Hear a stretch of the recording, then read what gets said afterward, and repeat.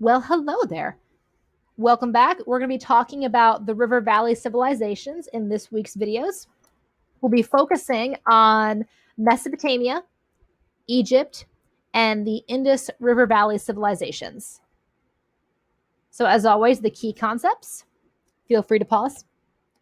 A quick review from last week's podcast. What components must a society have in order to be considered a civilization? Now, if you're feeling industrious, feel free to pause. Otherwise, I'm moving on. Advanced cities to serve as an administrative center. This is very important. This official business has to be done somewhere. Specialized workers. So, one thing about having a permanent dwelling, a permanent city state, is it's not that not everybody has to be a farmer. It's not everybody can be a farmer. There is not enough land within a certain area to be used for farming. So only so many people can do this. But the villagers will leave you in the snow to die if you don't do something. So this is where the other people would start picking up some kind of trade. And this is where you have the specialized labor. You've got people who can work with metal to make tools or weapons. This is where you have people who can make jewelry, textiles, pots. And then you also have the middleman who can say, hey, I can take this for you and sell it for a cut. And the merchants will be viewed very differently based on what society they're in. Some view them as, oh, you're a merchant. Hi, it's nice to meet you. And others view them as scum because they're not contributing anything on their own. They're profiting off of somebody else's work. We'll get to that. You need complex buildings. So it's not enough to have a 10 by 10 square hut anymore. You need to have buildings with specific types of architecture. And Mesopotamia with the ziggurats, Egypt with the pyramids. Record keeping. You don't necessarily have to have a letter system, but you do need to have some type of writing, be it letters, pictures, symbols, shapes, whatever it is, has to have some kind of communal meaning. Advanced technology. Now, I know a lot of people, when they think of technology, they think of the latest cell phone, computer, video game, other types of technology I don't even know about yet. But technology is so much more than that. It can be a medical technique. It can be something like religious lore. It can be a new tool, or it can be something as, oh, look at the hot bright thing. It cooks meat. I will call it fire. That's technology too. Figuring out that fire can cook the meat and make it taste better. Or it can fire the clay pots. Political systems based on rulers, not on family. Now, this makes me laugh because how many times throughout history have we looked at dynasties where, the prince today is a direct descendant of the king from 500 years ago? But the point is, it doesn't have to be based on family. Just because it is doesn't mean it has to be. Social and class distinctions. And finally, long distance trade. All right, so the Bronze Age empires, there's a number on here, but we're going to be looking at Egypt, the IRV, and Mesopotamia this week. And Mesopotamia itself is not actually an empire, but it's a region where various empires will come to be. And two that we're going to be looking at today are the Akkadian Empire and the Babylonian Empire. Later, we're going to get into Egypt, but as we talk about the Egyptian Empire, we're also going to be talking about the Nubian Empire, which is called the Kingdom of Meroe. And then we'll talk about the IRV and its sad, sad fate. All right, so again, our three focal points. And let's dive right in with Mesopotamia. Also called the Fertile Crescent, and as you can see, it's located between the Tigris and Euphrates rivers. And the river flooding was pretty unpredictable, ranging from massive drought to a devastating flood that killed everyone. And it was because of these rivers that the people living in Mesopotamia had a pretty gloomy outlook, not just on life, but on the afterlife. And the Epic of Gilgamesh is a great example of a very self-conscious civilization.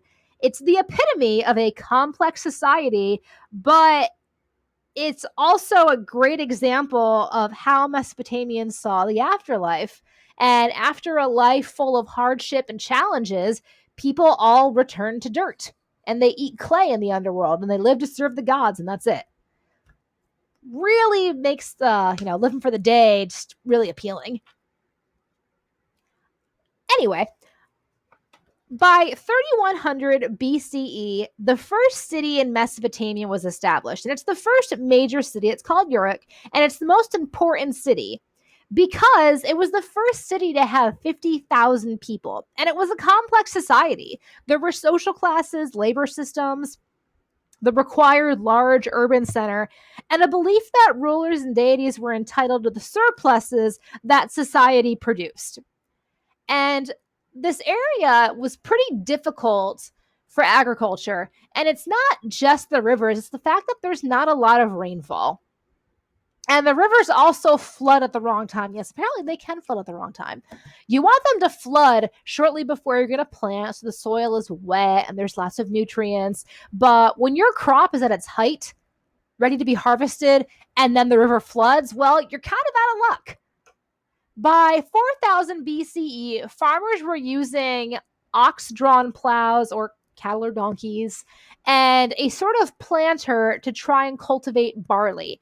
And by 3000 BCE, these people who had come from the Eastern Mediterranean region and Western Turkey, they're called Sumerians, had developed a way to bring water to fields that were further away from the rivers by digging irrigation canals. And they were also using wheeled carts. And this is amazing. This is a huge step because it takes 1/3 the energy to move this wheeled cart than it did to actually carry everything.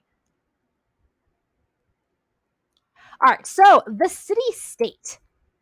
What did it look like to live in a Mesopotamian city-state? So again, we're going to look at Uruk, and the city was made up of sun-dried mud brick buildings, farmlands, a 5-mile wall, naturally, to, gotta keep it safe, and a ziggurat. And we'll talk about what the ziggurats were in a little bit. They're very impressive buildings, though, considering everything is being done by hand and a pulley system. Cities depended on villages to produce surplus food to feed the non-producing elite and the craftspeople. But in return, the cities provide the villages with military protection, markets to sell their food, as well as specialized goods. So jewelry, clay pots, weapons. And eventually, some of these city-states actually become powerful enough to absorb other states. And two of these examples are the Akkadians and the third dynasty of Ur. And the Akkadian state was founded by Sargon of Akkad around 2350 BCE, and it becomes the world's first empire. This is Sargon. And as you can see, this is pretty impressive. The Akkadian Empire, 2300 BCE. So shortly, into his reign, about halfway through, not bad at all. And Sargon was actually able to expand trade out to Turkey. And we know this because Mesopotamia had obsidian, and obsidian was found in Turkey, dating back, coming from this time period, 2300 BCE. And it's something that's not naturally found in Turkey. So this is the proof that we need to back that up. While creating the Akkadian Empire, Sargon did replace the Sumerian language with Akkadian. He also changed the writing system, cuneiform, a little bit to match the new language. Within Mesopotamian society, the social classes are broken up. Obviously, the king, very important, and the priests, but the free landowning class, they're the ones who control most of the wealth. And then you have the dependent farmers and artisans, and then you have slaves. Unlike Egypt, though, slavery was not a fundamental part of the economy. The backbone of the economy did not depend on slave labor. Most slaves were actually prisoners of war. Mesopotamian women were actually able to own property. They could control their dowry, and they could engage in trade. And some scholars believe that the development of agriculture and the development of the permanent civilization in the city-state brought about a decline in the status and the rights of women, because men were the ones who were doing the farm work and the jewelry making and the metalworking and the clay pot making and textiles. Women were then at home taking care of the children. And some city-states will allow women to have more rights than others. It just depends on location and time period. God, priests, and the temples. Now, city-states each had a deity, and the region was polytheistic. And for the most part, most of the city-states or empires, again, depending on what time period you're in, believed in a powerful storm god, going back to the Epic of Gilgamesh, going back to the flooding of the rivers. And again, there's that gloomy afterlife, and the king is seen as the middleman between the gods and the humans. And the temples that were built were run by priests, and they would house both priests and servants. And the temples themselves were walled compounds, and they're called ziggurats. And here is a picture of one from the 3rd dynasty of Ur. This was built around 2100 BCE.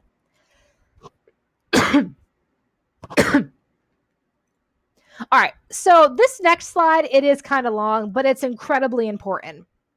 Again, technology, any specialized knowledge that's used to transform a society and the environment. So yeah, irrigation systems and buildings, but that knowledge, writing systems. Mesopotamian writing is called cuneiform. It evolved from the use of pictures to represent the sounds of words. And it's a complex writing system requiring the use of hundreds of signs, and it was a monopoly of the scribes. And again, as we mentioned before with Sargon, cuneiform was developed by the Sumerians, but it was changed later to write in Akkadian. And after it was used for record keeping, it was also used for political, legal, religious, and scientific texts, and literary texts as well, the Epic of Gilgamesh. Other technologies that the Mesopotamians developed, we mentioned irrigation, but transportation, boats, barges, the use of donkeys, traveling up and down the river, folks, working with bronze, brick making, and engineering as well. Those ziggurats do not build themselves. Mesopotamia was also different in that it had a full-time paid military, as well as horses and a horse-drawn chariot, a bow and arrow, and they also used numbers based on a 60-number system. And because of this, they were able to make advances in math and astronomy. And our final topic for today is the Babylonian Empire, 1894 to 1595 BCE. And everyone knows the Babylonian Empire because everybody has heard of Hammurabi. If you haven't heard of the man, you've probably heard of the law, Hammurabi's Code. If you've ever heard the phrase, an eye for an eye, a tooth for a tooth, this is from Hammurabi's Code. And it's one of the first law codes that was actually written down. And why he wrote it down was to keep things fair and to really prevent people from taking justice into their own hands, which is also why it was really strict. Hammurabi's Code covered multiple topics. Very, very brutal, but it does show class distinction as well as gender division. Punishments are not the same for everyone.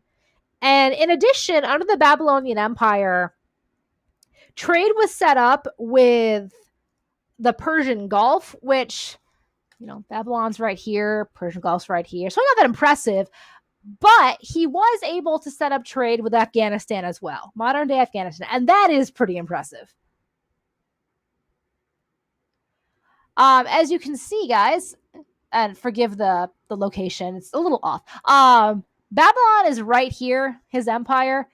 Trading here, yeah, who cares? But all the way over here, that's pretty good. Babylon exported textiles in exchange for copper and precious metals and stones.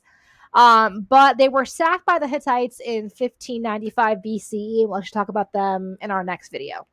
So thanks for tuning in, everyone. Have a great day. Cheers.